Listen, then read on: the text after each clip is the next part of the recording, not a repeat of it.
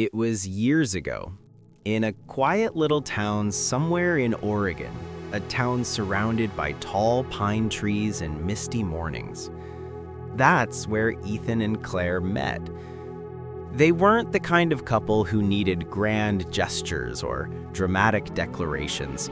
Their love was quiet, like soft rain tapping on a window, gentle but constant. Ethan was calm, thoughtful, the kind of man who'd rather listen than talk. Claire was lighthearted, always chasing sunsets and wildflowers. Together, they balanced each other perfectly. He used to bring her coffee every morning, black with 2 sugars, and a handwritten note that said, "You make this world softer." Claire would laugh and leave him sticky notes everywhere, on the mirror, on his laptop, on the fridge. "Don't forget your lunch. I love you even when you snore." It was simple. It was real. But as time passed, something began to change. The distance. Ethan got busier with work. Claire felt lonely. Little misunderstandings started turning into long silences. The same love that once felt effortless now felt heavy. One evening, as the sky turned pale orange, Claire said softly, "Ethan, you don't love me the way you used to." He sighed, his eyes tired but honest. "Claire, if I didn't love you, do you think I'd still be here?" She looked away, tears forming but unfallen. They didn't fight, not that night. They just sat in silence, realizing how far apart 2 people could feel, even while sitting side by side. A few days later, Claire said something strange. Her voice trembled slightly, like she was half afraid of her own idea. "Tomorrow morning, before sunrise, let's meet by the old oak tree near the lake.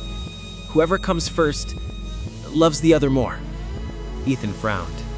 "Claire, love isn't a competition." But she smiled faintly. "I know. I just need to feel it, Ethan." After a long pause, he nodded. "All right. If that's what it takes to make you believe, I'll be there." The morning. That night, a storm rolled in. The wind howled through the woods, and snow began to fall earlier than expected. It was freezing, the kind of cold that cuts through skin and bone. Still, before dawn, Ethan got dressed, wrapped himself in his old coat, and walked toward the lake. The snow crunched beneath his boots. His breath fogged the air. When he reached the old oak tree, he smiled, thinking of her.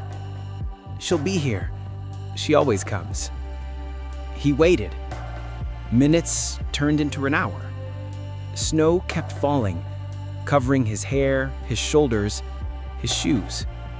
He checked his watch. It was almost 7. The sun was rising behind the hills. He whispered to himself, "What if she changed her mind?"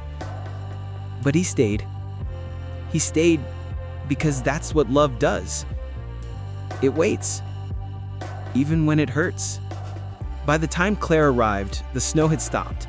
The world looked still, silent, almost unreal. She ran toward the oak tree, breathless, her cheeks red from the cold. "Ethan, I'm here. Her words froze. Ethan was sitting by the tree, his eyes closed, his head tilted to the side. The snow had settled on his shoulders like a blanket.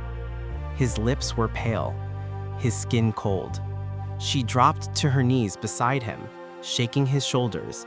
"Ethan, Ethan, wake up, please." But he didn't move. She pulled him into her arms, sobbing. "You fool, you stayed. You actually stayed." Her tears fell on his face, melting the snow around him. She whispered through her crying, "I should have never tested you. I should have just believed you." The flower petal. As she held him, something fluttered down from above, a single white flower petal, carried by the wind. It landed gently on his chest, right over his heart. Claire looked at it through blurry eyes, then pressed her hand over it. You loved me quietly, Ethan. I just never listened. She stayed there until the sun climbed high. When she finally stood up, she whispered one last time, "If love could bring you back, you'd still be here." Narration ending.